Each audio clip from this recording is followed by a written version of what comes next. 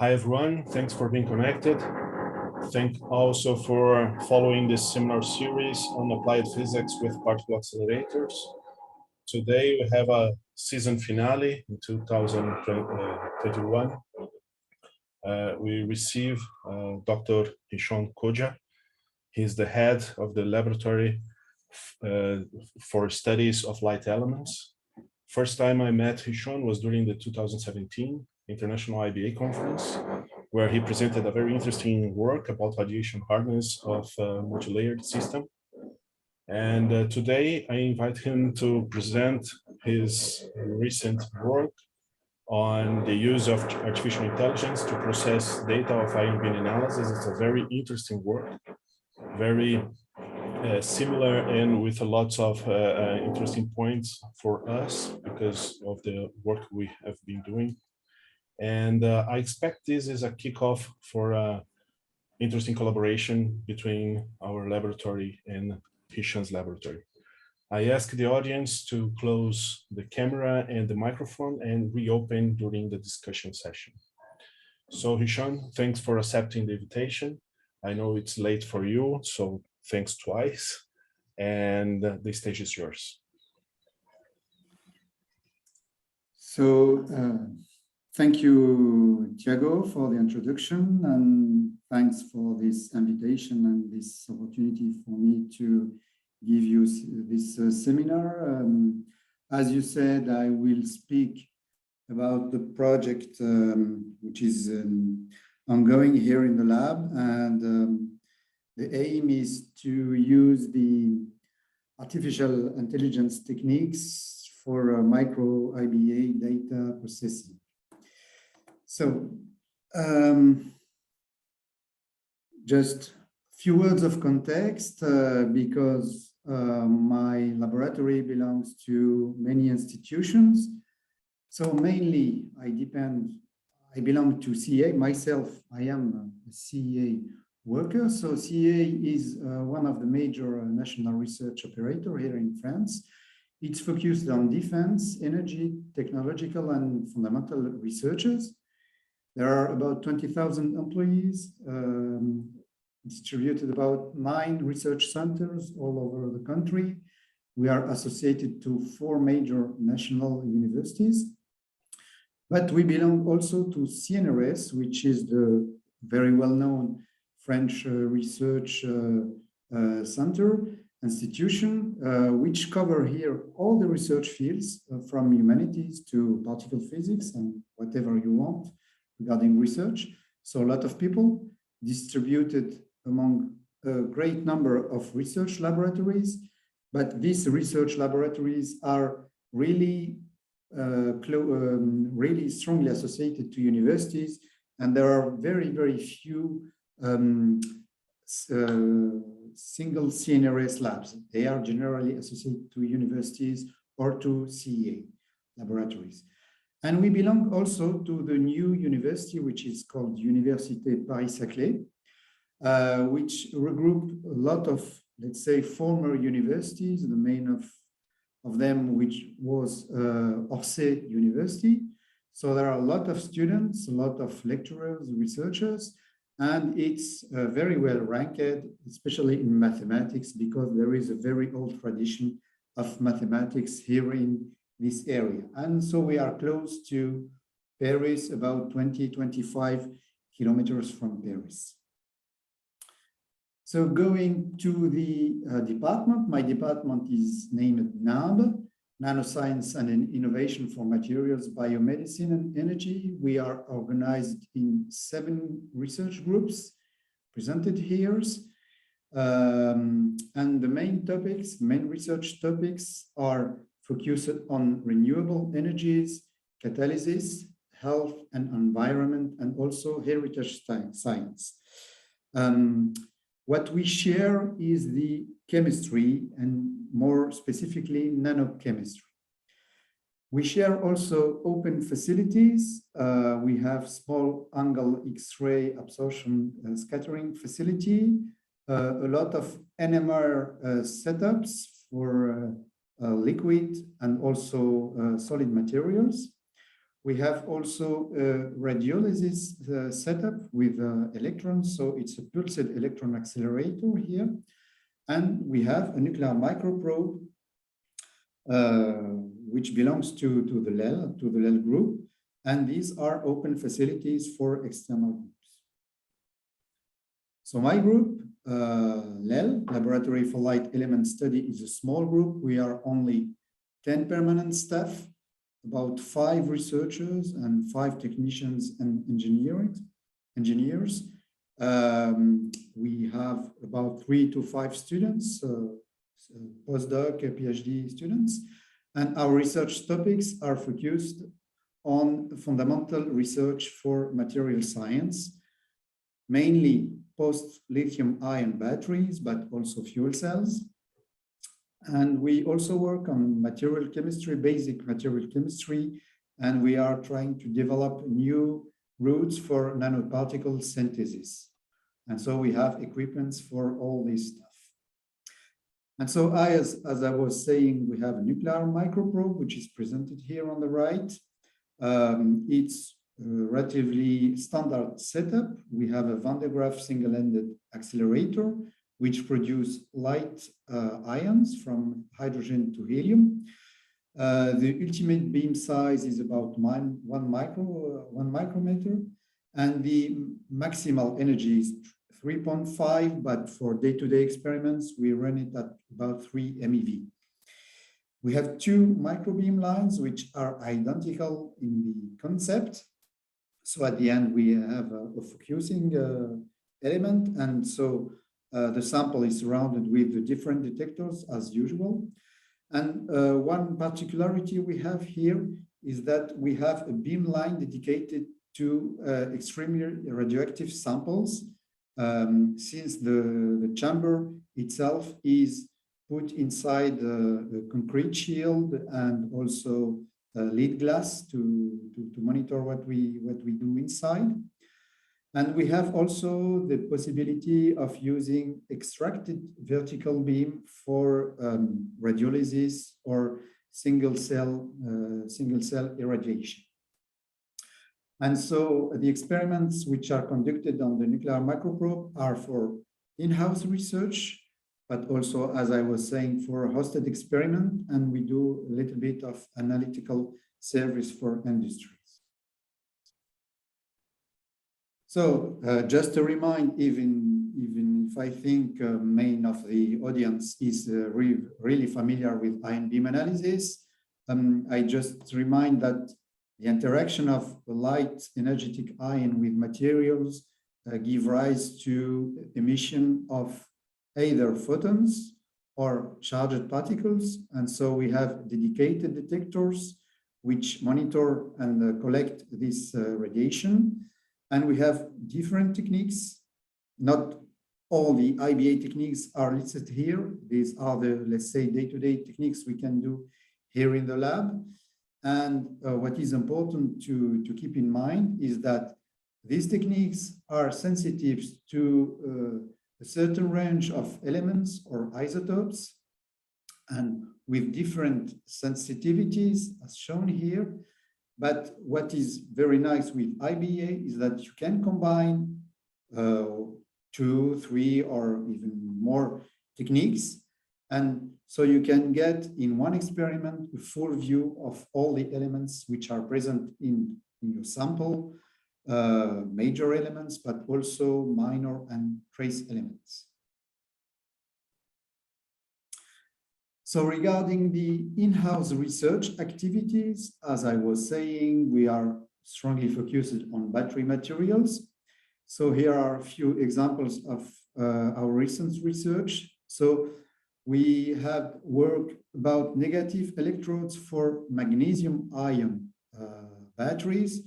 And here in this work, we demonstrated that using an alloy of indium and antimony, we can produce very efficient negative electrodes for a magnesium ion, as assessed by cyclic voltammetry and also ERDA monitoring after full charge and discharge. So we really have magnetization of both elements of this alloy. Regarding positive electrodes, we have also a current project regarding lithium air batteries, positive electrodes for lithium air batteries, which here are composed of MOF, metal organic frameworks, which are could be very efficient for storage, for example, of the discharge products, and it's relatively reversible. And we have also works about solid state electrolytes like this one, which is a garnet. In this study, what we have demonstrated is that for solid state electrolytes, you always have a step of sintering, which is a very important step to get a dense pellet. And what we have demonstrated is that using spark plasma sintering, we enhance the conductivity of lithium inside this material. This was demonstrated using NMR spectroscopy. And this is because aluminum liberates some sites for the cationic network. And so lithium can be mobile more easily, as demonstrated by this reduction of the onset mobility temperature. We use also ion beam analysis for the characterization of these components or devices, as shown here. So this study was dedicated to post-mortem positive electrode monitoring at different state of charge. So this is the lithium image produced by a PIXE technique. And we see that with varying the state of charge of the battery, we have different lithium contents, which is normal. But what is really interesting in this study is that we have shown that we have also aggregates of very dense, composed of lithium, which are very dense. And this lithium do not participate anymore to the electrochemical process, and also cover partially the electrode, which induce a capacity fading over the cycles of these electrodes.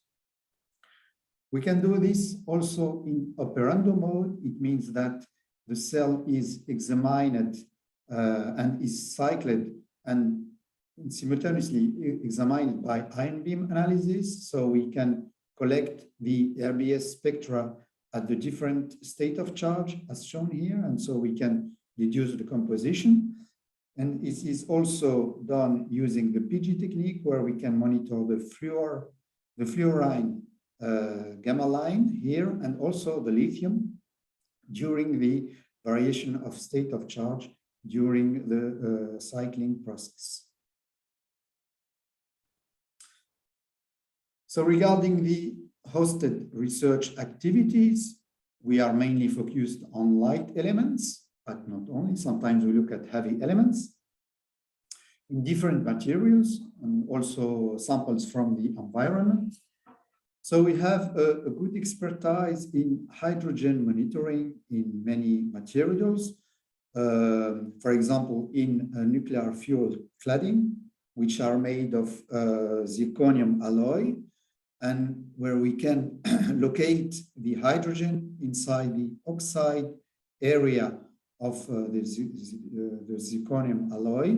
And we can also highlight the hydride formation inside the zirconium itself, which is very important for nuclear safety, because hydride strongly reduce the mechanical properties of the cladding. So it's an extremely important subject for nuclear industry.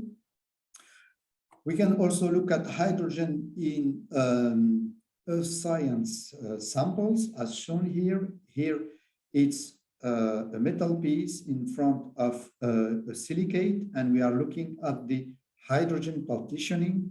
This is done to understand how hydrogen is located inside the terrestrial cores, like in the Earth, but also on Mars.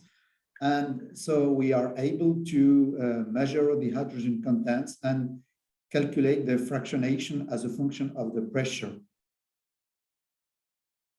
We use also different IBA techniques like PIXE, PG, NRA, or also PG, so gamma ray emitted by deuterium, to look at the oxidation of titanium layers over some molybdenum substrate, and we look at the nitrogen introduction from air, depending on the protective process, either mechanical or laser processing, to protect this layer. And we see that nitrogen diffusion, also oxygen corrosion layer is stopped using the laser processing.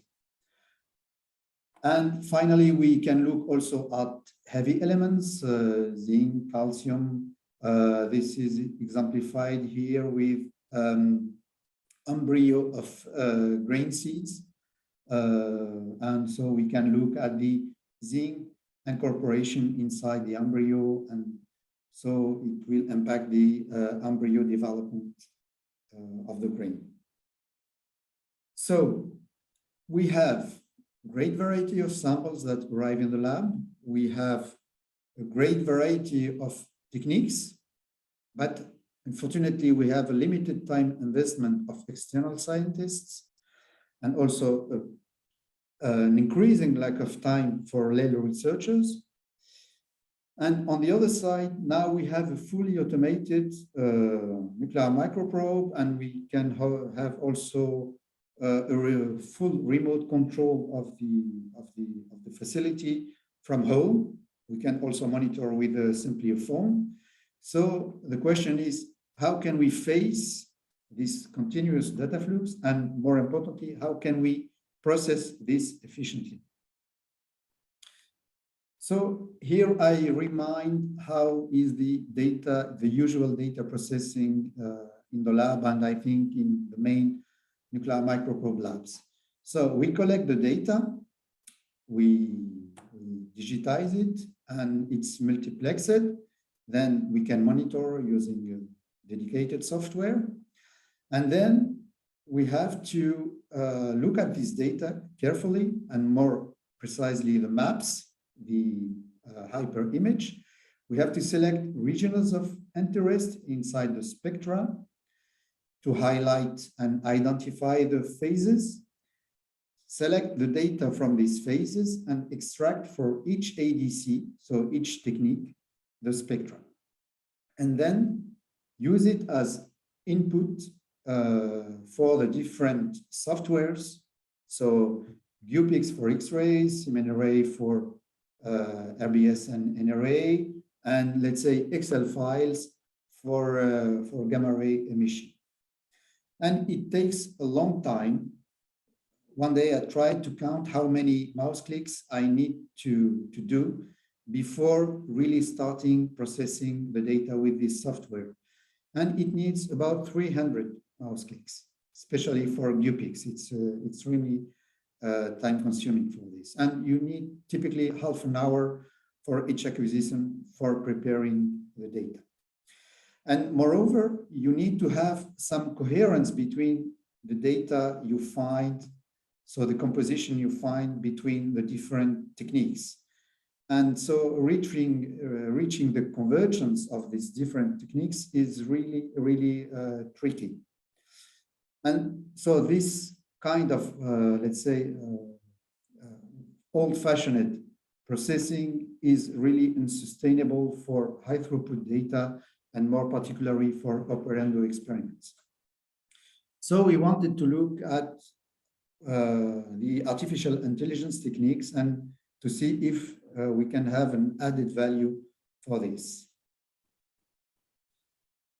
So about, let's say, less than 2 years ago, we decided to develop codes for two tasks. First, for image processing, so meaning image analysis, able to detect completely automatically the chemical phases and, of course, extract the associated ADC's spectra. And once we get the spectra, use artificial intelligence techniques for getting correct prediction of the chemical compositions, but also the layer thicknesses, if any, from this data. And as we are not expert in artificial intelligence and we don't have too much money to dedicate to this, we use relatively, let's say, not completely cheap, but affordable tools. So we use a simple workstation with Intel iCore i9, and we use Python in parallel. And I want to mention that we decided to use the HDF5 file format, which is very popular in many spectroscopies, and it has the advantage that you can put a lot of metadata inside. So regarding the image analysis here exemplified, and sorry for those who has already seen this, these slides when we had the first meeting, Thiago and I. So it's exemplified with a copper grid here. So you have your data, either PIXE, LES, it's an image. And actually it's in hyper image since you have also the energy axis. So the main features are easily found using a PCA treatment. You take the first component and you do a K-mean segmentation clustering, and you identify very easily the two different phases, so the copper grid itself and the background. But what we have added is that we have the possibility of looking at small anomalies. It means small features that PCA is not able to find. And this is done in the way I describe now. So we scan all the pixels, and for each pixels or binary pixels, let's say, we look at the central area and the surrounding one. And we compare the spectra, flatten it, the spectra of the two different areas. We calculate also the covariance matrix of the inner and the outer shell. And we calculate for each pixel the value here, which is the sum, describe it here. It's weighted by the eigenvalues of the covariance matrix difference. And for example, for this copper grid, we have something here which after clustering corresponds to an anomaly. So here we have the output of this part of the code. So we have the phases, we have the anomaly, which is indeed effectively an anomaly since the PIXE spectrum is completely different. It's not the background, it's not the copper, it's calcium, it's a dust, a small dust here on the dirt. And we have the chemical maps, which are the usual maps we do when we select a region of interest inside the spectrum. And we have also the associated spectra. Here, it's an example of the code used for a real sample. So you see the sample is composed of 3 different phases. We have a metal piece here, we have a silicate, and we have a carbon capsule here. This area is about 300 by 200 microns. The code, the beam was scanning this green area, and the code so identify very easily the different phases, also an anomaly, and again, the chemical maps, and so the different spectra. Here, the experiment was done using deuterium. So you can see in the particle spectrum that the green spectrum, here we have the DP0 reaction, which corresponds to the carbon signal, which effectively corresponds to the carbon capsule here. For the PIXE, the orange peak corresponds to iron, which is effectively the metal piece here identified in the sample. Few other examples, another tricky situation where we are looking at heavy elements in rocks from limestone. And as you can see here again, the code is able to identify and isolate very efficiently the phases which are present here. Even for this situation, which is relatively tricky. And as you can see, the chemical image corresponds exactly to the green phase here. So there is effectively a very different phase here. Here again, it's iron, which was not evident to identify by hand. Okay, so now let's move to the machine learning and prediction part. So the data flux, the workflow is like this. So first we define a set of chemical elements and layer arrangement. We generate targets. From this, we calculate spectra, theoretical spectra, to which we add noise and pileup, if any. And this will constitute the training set for a neural network. After training, we get a predictor. And so we inject the input spectra from the previous processing code. And so we get a prediction of thickness and stoichiometry from which we can recalculate simulated spectra, and we can compare it to the input spectra to see if it works. So first, let's speak rapidly about target generation. So we started with a very simple idea. Let's do random generation of the target, which is very easy to implement. But actually, we were not happy with the results, at least with this arrangement, which is, let's say, our benchmark during the code writing and evaluation. So it's composed of 3 layers of metals, which are very close in Z, which can be eventually oxidized with variable thicknesses, and they are mounted on a silicon substrate. In this, for this kind of target, you need to have the data from RBS and PIXE, because RBS will not be able to separate efficiently chromium from iron from nickel, and PIXE will not be able to evaluate correctly the thicknesses from the 3 first layers. So we tried a lot of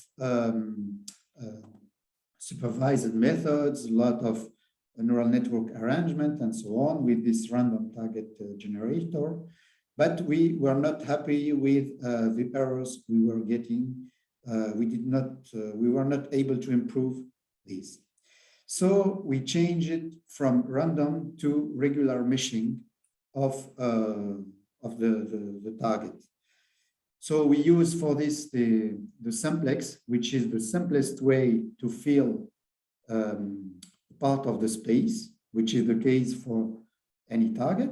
So we have to produce a regular meshing. And once we implemented this regular meshing, we got really completely improved results for this setup as shown here. As you see, it was really incredible. So we definitely adopted the regular meshing for the target generator. So now let me explain how we produce the theoretical spectra and how we add noise and pileup. So for the particles, we use Siemens array, which is completely familiar for you. Sorry, my mouse is not working very well. So this is very convenient because it's very easy to exchange with a Python code for this. It's completely implemented. But what we added is the cross-section selection, which is not completely satisfying for us for inside Siemens array. Although Siemens array now introduced this automatic sigma calc selection, it's not enough, as shown for this example where we use protons on this compound, these olivine compounds. So when you use standard Siemens array selection, it will effectively, for example, here select the sigma calc scattering cross-section on phosphorus, but it's not enough because you need to select manually also the proton-proton scattering on lithium-7, which is the Bashkin cross-section, and also the p-alpha nuclear reaction on lithium-7, and this can be done by hand in a seminary interface.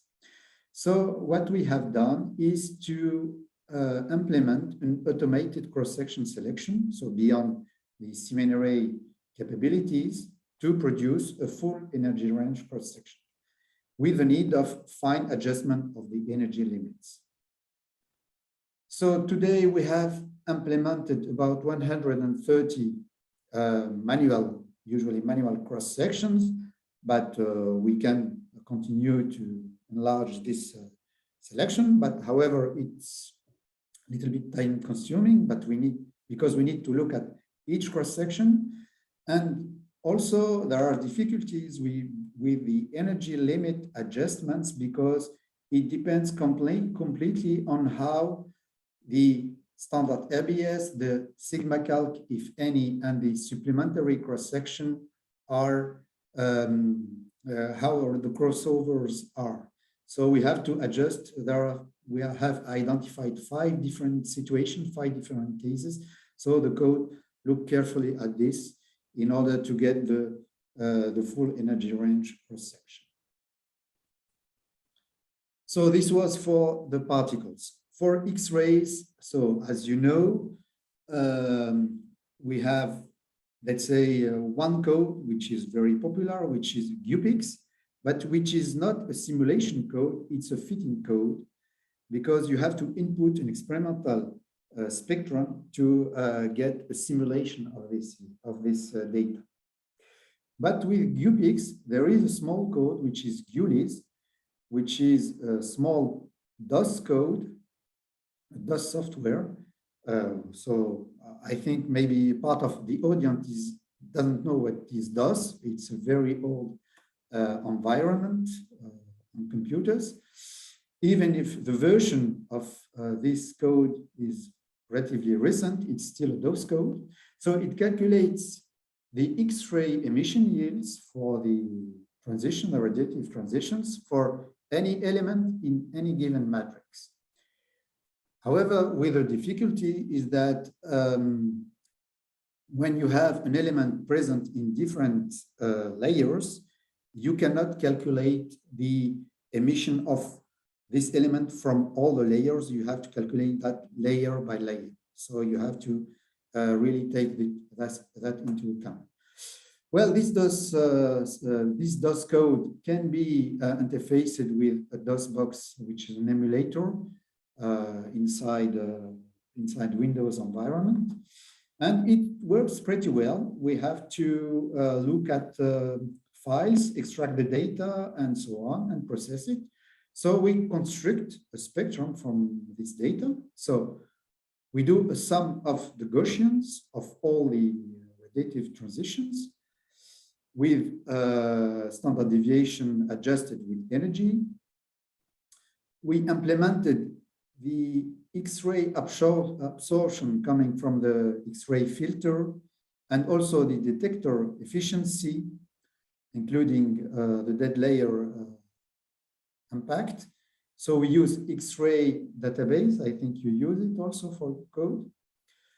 We approximate the pileup by an auto-convolution of the original spectrum. We implemented also the escape peak addition. And when we compare this simulated data with experimental data, the experimental data is filtered, the background is filtered using the SNP method implemented by Chris Ryan many years ago, which is an extremely efficient method. And it's much more convenient than the one which is implemented, the top hat filter implemented in PIXE, which is not easy to visualize at least. Okay, so now let's move to the neural network and neural network training. So we use a multi-layer perceptron regressor from skitlearn. And what we do, since we have data coming from different ADCs, the input layer is formed by the concatenation of the different ADCs. So we simply concatenate, let's say, PIXE with RBS, with PG, if any, or ERDA, and so on. So the input layer size nodes is a multiple of 1024 channels. And then we have tested different geometries, and we found that the best one is composed of 3 hidden layers with 500, 200, and 500 nodes for these hidden layers. And then the output layer will be composed of a variable number of numbers, which represent the composition and the layer thicknesses. And so let's look at this final step. And so let's look at the first results of this workflow. So I come back to my setup. So this is the benchmark. And you see here, it's a comparison between the unknown simulated spectra, this is simulated data, with the predicted one. And as you can see, you cannot see the difference between them. So we have an extremely good prediction. So as you see, here are the errors. And again, here we need to associate RBS and PIXE data to get this result. So it means that the neural network is taking into account the two techniques. We can do that also with 3 techniques, RBS, PIXE, and ERDA. So here it's a mineral with a variable contents of hydrogen, as shown here. And again, we have very nice prediction as shown here. I think I must accelerate. So let's move to experimental data. So here we probed this compound and this compound, and then we process it with our code. And as you can see, the simulation, so the prediction is very good for this one. Is not so bad for this one. Please note that here there is a discrepancy because in the simulation, we don't take into account the dual scattering because it's really time consuming. But look, we have a good prediction of the pileup signal and also of the nuclear reaction on lithium as shown here. We have also a very good prediction of the X-ray spectrum, which is complicated because of tantalum, which has a lot of lines. And so you see the X-ray simulation, the PIXE simulation is very good. So let's move to a little bit more tricky example. So here we have 3 different compounds with different compositions, but we use a single learning set composed of all the elements which are present and common or not with the 3 samples. So you can see that we have a relatively good agreement between prediction and experimental data. However, we have, for example, here a discrepancy because we have a small amount of predicted titanium, which is obviously not present in this sample, and produce this X-ray line. But however, the prediction is not so good. And what we have observed that when we train the neural network with 10,000 samples, we get acceptable performances. And please note that for this learning set, so with 5 elements, we need to use 21 nodes for meshing to get these 10,000 samples. And it takes a time. It takes a long time. So we tried to see if we can improve the global performances. And the first thing we did was data augmentation.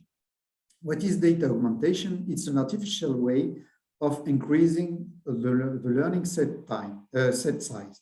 This is very popular in image recognition. And as you can see now, we can produce artificial images which are extremely realistic, which is very dangerous. but coming back to something closer to our concern, here it's an example of using data augmentation in spectroscopy. It's for electron energy loss spectroscopy. Here you have a comparison between the prediction, the accuracy of the prediction of a learning set without data augmentation and with some shifts in the energy of the unknown spectrum. And so you can see that the performance falls strongly if you have a small bias in energy in your unknown sample. But when you use data augmentation, so artificial data, you recover completely very well the efficiency of the accuracy. And also it gives robustness to the neural network as shown here. This is the original unknown sample with some noise, and they increased the level of noise in this sample. And they compared the accuracy with data augmentation and without data augmentation as a function of the augmented noise. And you can see that with data augmentation, they can still keep a very good agreement, a very good accuracy. So it means that there is some robustness. So what we have done in our code is that we have added a data augmentation step before neural network training. And this is done by inducing very small shifts, 1 or 2 channels randomly in the generated spectra, and also few percents in the counts, also randomly distributed.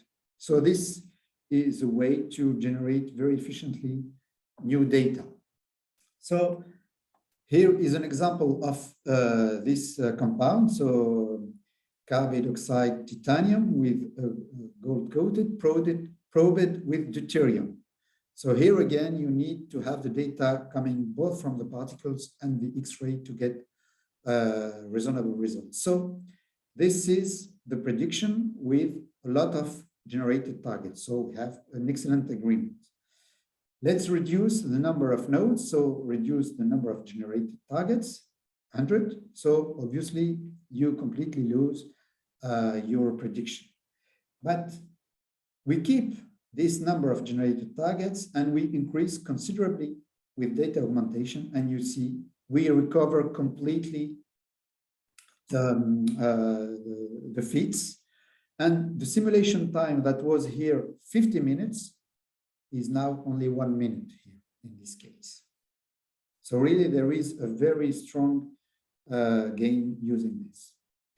With experimental data, so still my favorite samples, but again probed here with deuterium, not with X-rays, with again the same level of data augmentation, and you see we have a very good prediction for both of them. And please note that if here we are not able to simulate, this is because there's no cross-section, unfortunately. But the prediction is very good. Okay, so very rapidly, what we are working on now. We are working on trying to reduce the dimensionality of the input layer because we concatenate, as you have seen, a lot of channels. And we also try to optimize the neural network. So we use, let's say, advanced options of skitlearn. So what we do is dimensionality reduction before the neural network training, and in the neural network, we do some optimization. So for dimensionality reduction, we simply use PCA.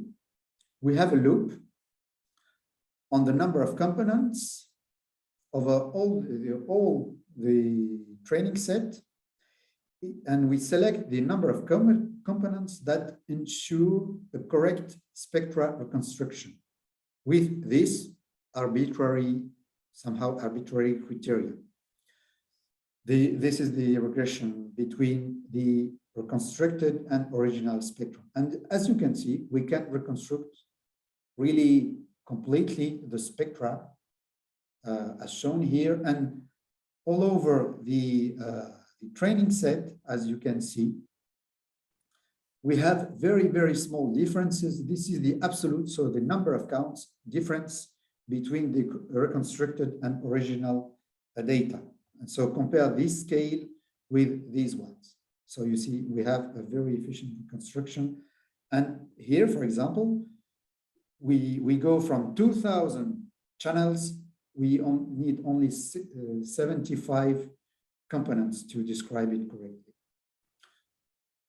For the neural network optimization, what we do is that we have a loop on the topology, so on the hidden layer topology, as you can see here, and also the L2 penalty. So this is for the regularization term. So we have 18 different combinations, and we have a parallel loop on all this on a fraction of the learning sets, and also we have cross-validation inside.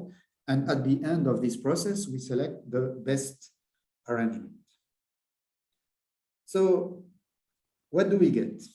For the moment, I'm not completely satisfied with this, but there are some progress. So first, I come back to my examples. So you can see here are the neural network arrangements. So we get slightly better,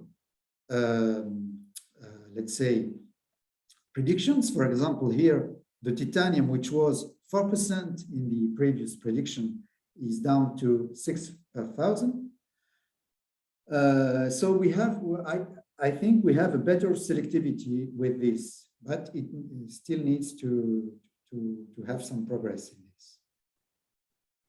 So regarding completely a full, let's say, run of the code. So I take another example, it's another sample, but still with the problematic of carbon fractioning in metal silicate mix, which I was showing. So again, very efficiently and very fastly, we get the phases, the chemical images, but in these samples, we know that we have 8 different elements, and there is also a carbon layer in the front, on the top. So these 5 first elements will give rise to nuclear reactions. This is a typical, let's say, a spectrum, an N-array spectrum from an equimolar mixture of these elements. And so you see there are a lot of contributions, a lot of interferences, and very different levels of response. The most responsive element is, again, carbon here. For X-rays, we have these 4 elements which contribute to the spectrum. And the only common element is silicon, which gives this small contribution here and also this small contribution here. So it's a little bit tricky situation. It's a completely tricky situation, actually. So let's look at the results. So let's do it first simply. We use only 7 nodes to describe for the meshing. So it generates, however, nearby 6,000 targets. It takes 1 hour, and we use a data augmentation of 900%. And we get these results. So we have not so bad fit, which are not so bad, but for example, here, for this part, which is the silicate part, we are missing the iron, which is a little bit sad. Here we are missing also the level of iron, which is not correct. We are missing also the silicon. And for the N-array spectrum, well, we generate a lot of contribution, which is good, but it's not very good. And there is also another difficulty, is that we have a beta decay here because of deuterium bombarding of the sample, and which is obviously not simulated by CNRS or any other code. We need to filter that. So we increase the number of nodes. So it means we increase the number of targets. So it takes a longer time, and we don't see, we have something a little bit better. Here we detect iron, but it's not completely satisfactory. And I say we didn't get yet completely satisfactory results. So we continue increasing the number of nodes, and now it takes overnight calculation for the simulation, but we don't see still a very good progress. And as you can see here, we start simulating some potassium, which is not obviously the case here. So here what we do is that we reinforce the training. It means that during the neural network optimization, we increase the part of the training set used for the neural network optimization. We remove this completely stupid potassium signal, but it's not, again, I'm not satisfied. Here I start to be satisfied. I explain why. So we still have 9 nodes, so still a night of calculation, but we increase the data augmentation. But to do that, we decreased a little bit the constraint about the PCA treatment. We went down to 10 to the -5 instead of -7. So why I am a little bit happy here is it is because here we were able to simulate this contribution which corresponds to the carbon inside the silicate, which is the data we are looking for.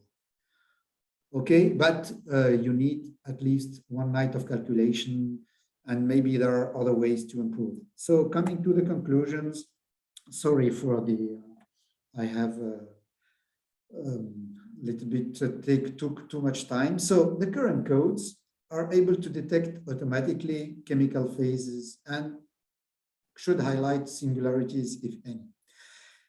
The codes also perform reasonable predictions for couplet IBA techniques, LBS or NRA and PIXE or ERDA and so on. And it works quite well for standard sample. But as you have seen, accuracy can decrease for more complex ones. These codes can be optimized using data augmentation, and I really think this is really very interesting.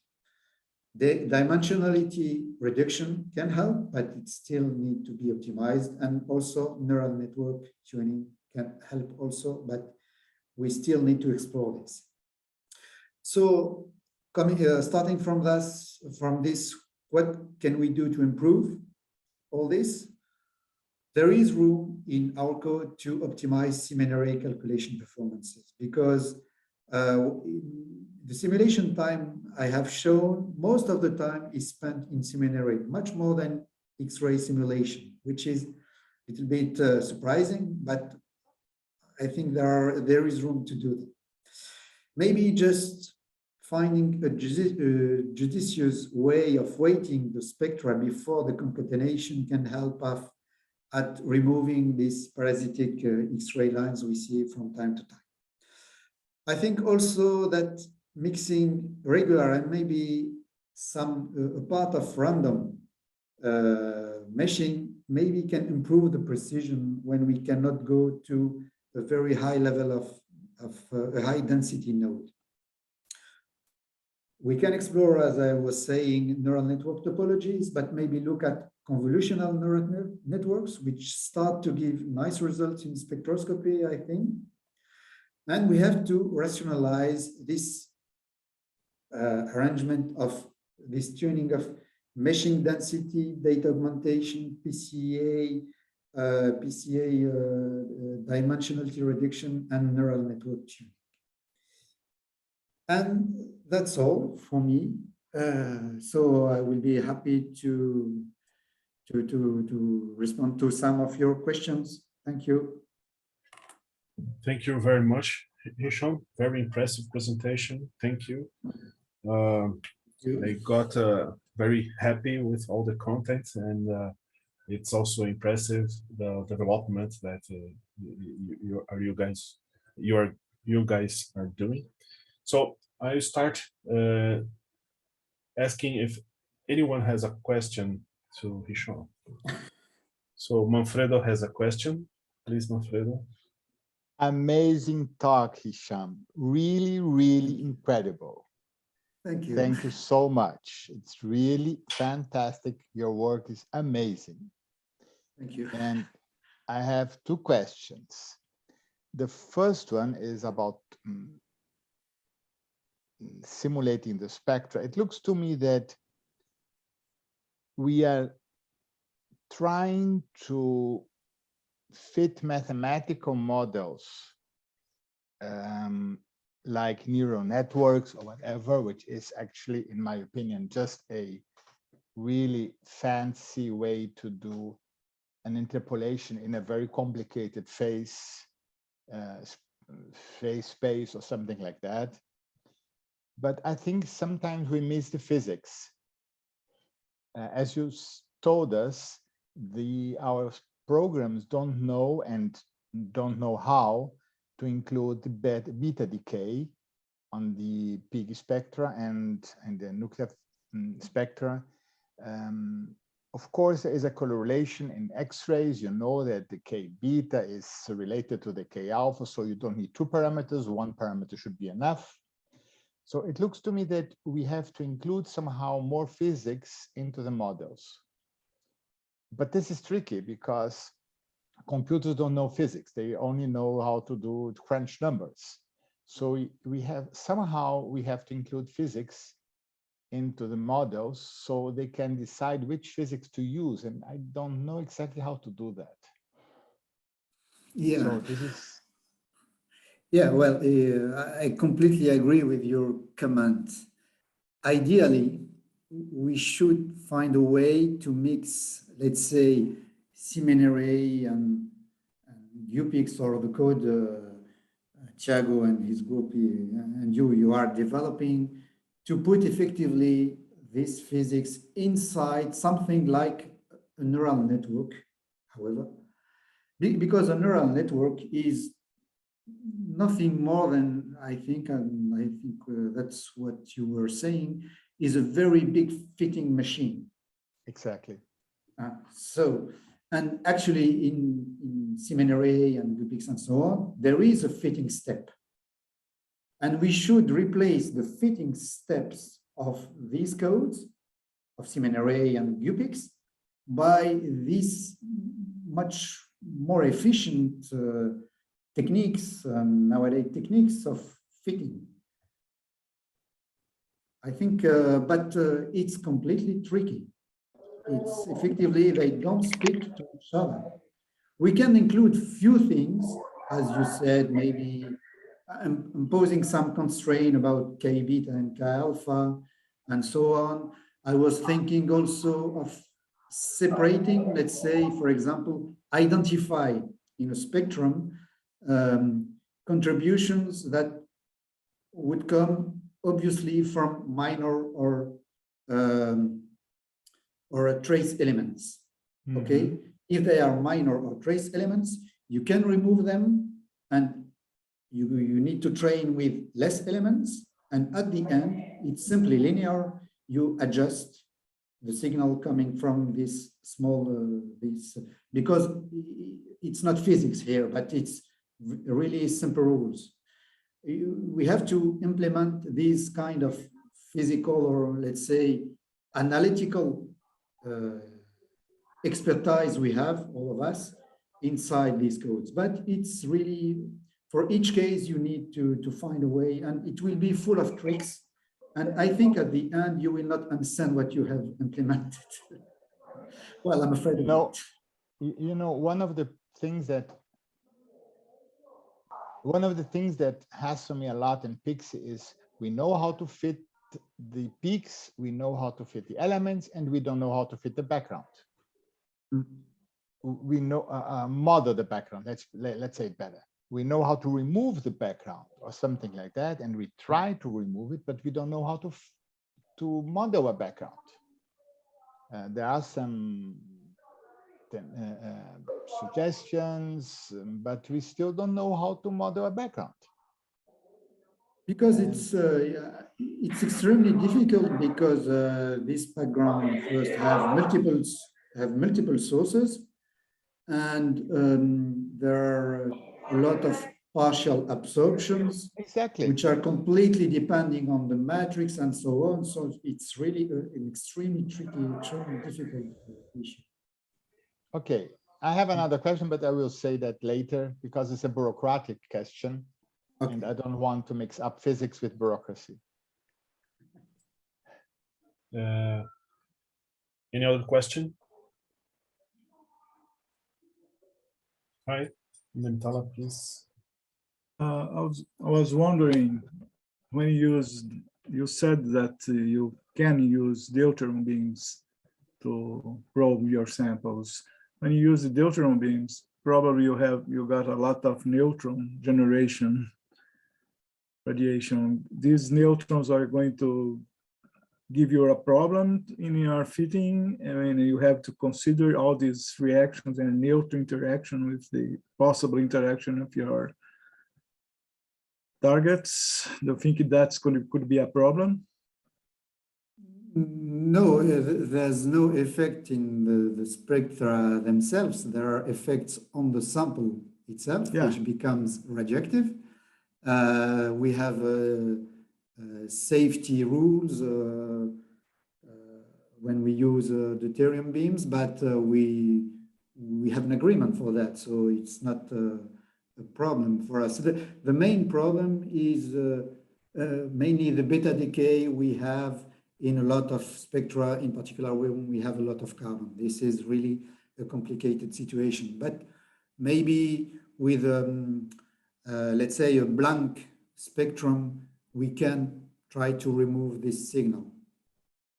So it's not usually a big issue in spectral fitting. Don't you think it's going to change your phase, the phase of the compounds? I mean, change the, how can I say? Because of transmutation? Structure, yeah. The diffraction X-rays or something like that, I mean. It's like all the nuclear reactions, even if it's induced with protons or any other projectile, you will have transmutation. But a few years ago, I tried to calculate after a very long irradiation what was the fraction of a carbon sample who will be transmutated. It was completely negligible. Oh, okay, thank you. Very nice presentation, I should say. Very nice, thank you. So I'll try to make some questions I have, but I apologize for the background noise. The workers here started again. My first question is that this anomaly detection that you showed in the mapping, this is very interesting. After you find an anomaly, you redo the process removing this pixel, or it's still there when finding the phases?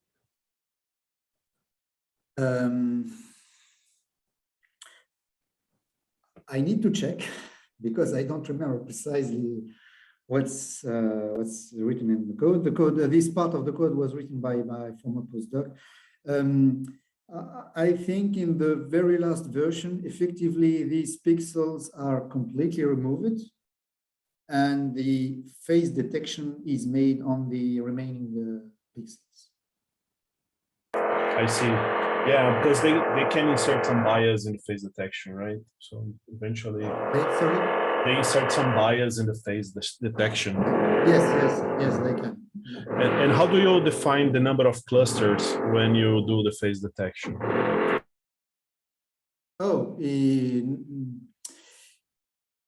We don't define it a priori. It's made by itself. There is probably a maximum of, in the code, maybe we put a maximum of 6 phases or something like this. But we don't have a criterion that impose a number of phases. So this is why sometimes it finds 2 phases, sometimes 3, and so on. I see. Well, we have been working on this problem for some time already, and we have been using an algorithm called silhouette analysis. It's a little bit time consuming, but then you can find the ideal number of clusters. I have a student working on this. I really like it, your implementation of a list of favorite cross sections. already said this to you, and this is something that we really wanted to implement in multisim array some point in the past. For some reason, this idea did not improve it, maybe because we didn't have too much asks for from the users, but this is really interesting. Can you comment a little bit about the workflow? I mean, you have to define all of them. You have to stop what you're doing, your work, and then implement the favorite cross section in the table, or something more how can I say, optimized. I mean, once you find a cross section, you can add this with some kind of hotkey or something like that. How does it work in your workflow? As far as I understand, for this question, you're wondering if these, let's say, favorite cross sections were before implemented in the code, were already automatically found. No, as I said, it's based on the expertise we have here in the lab in using mainly nuclear reactions, but it's also available for scattering and so on. And we know that for this element with this projectile, we systematically need to use this cross-section. So it's, let's say, a continuous input. We continuously input new data in this file. And there is still room also for optimization, because this list of files, well, they are selected for the geometry we are using. It's not yet universal. It's a really big task to make it universal. And actually, it's completely out of the scope of this project. I mean, if one day this code will be used by another group, they will have to adapt a few things, including this list of cross-section. I see. Yeah, this is really a tricky job. I mean, one thing that we considered in the past was that the user can do all the selection in the SimArray code, and then multi-SimArray could save the state of the cross-section list.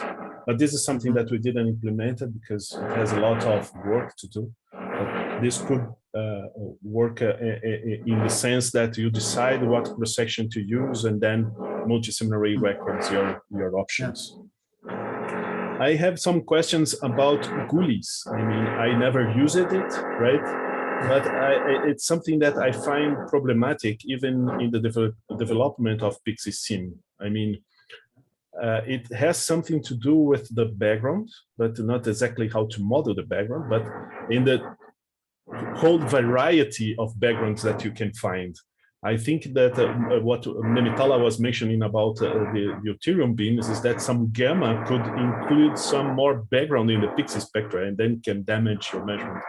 And another thing that crosses my mind is that the charging up effect in the sample can also damage the background and completely damage the PIXE measurement. How do you have something to deal with this? I mean, did you face this problem already? Do you plan to do something about this? Because this can really damage your measurement, right? Yes. Well, actually, when we perform X-ray measurement induced by deuterium, this is not our first intention. If we use deuterium, this is first to do an array, okay? And the PIXE signal usually is here just helping at identifying the phase and checking, let's say. Maybe effectively there are parasitic gamma rays inside. There is a level of background which is higher. Detection limits are worse, and so on. But when we have to do X-ray measurements, we do PIXE with protons, of course. Okay, but your comment gives me an idea. Maybe we can, as I said in the code, maybe we can give some weight for the concatenation. This is something we can do, but maybe we can also, let's say, add a kind of level of confidence. Tell the code that he must focus more on particle spectra than compared to X-ray spectra, or inversely.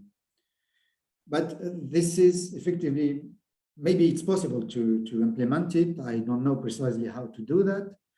But it means that the user still must be an expert in IBA.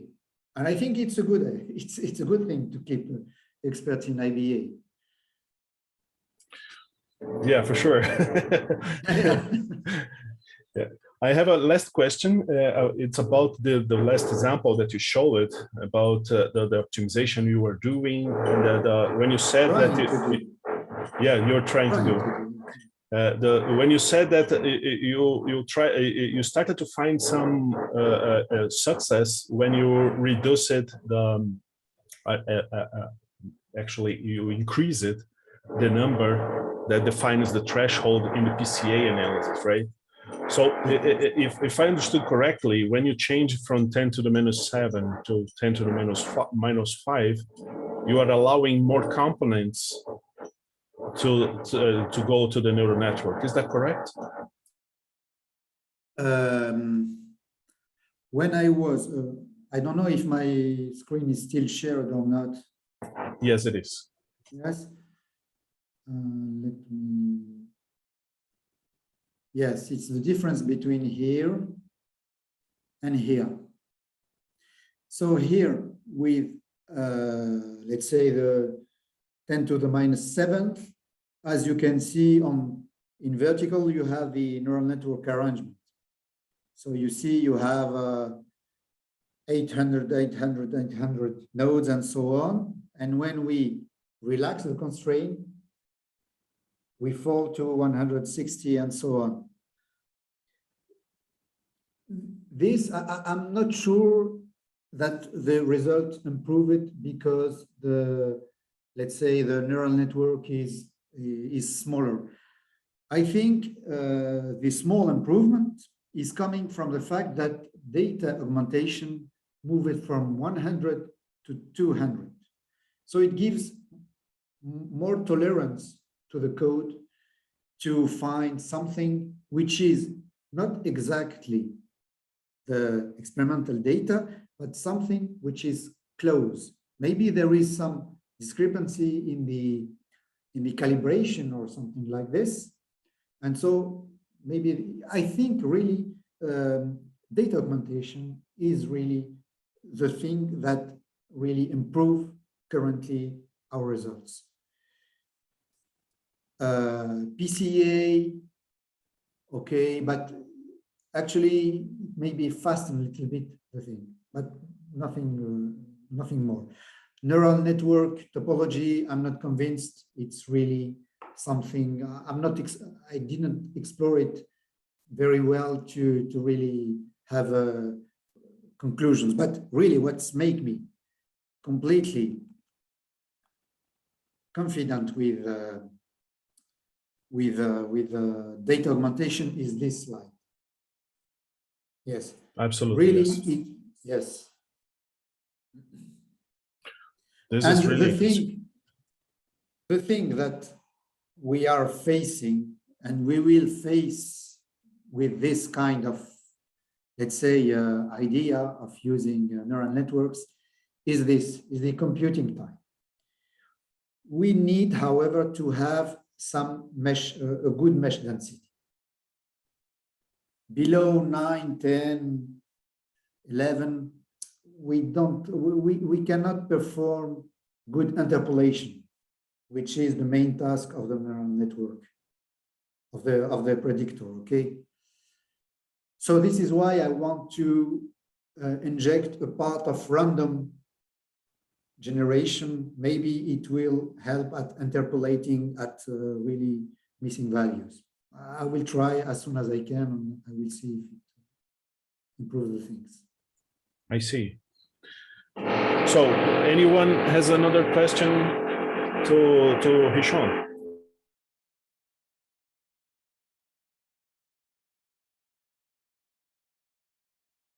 In this case, I'll stop recording.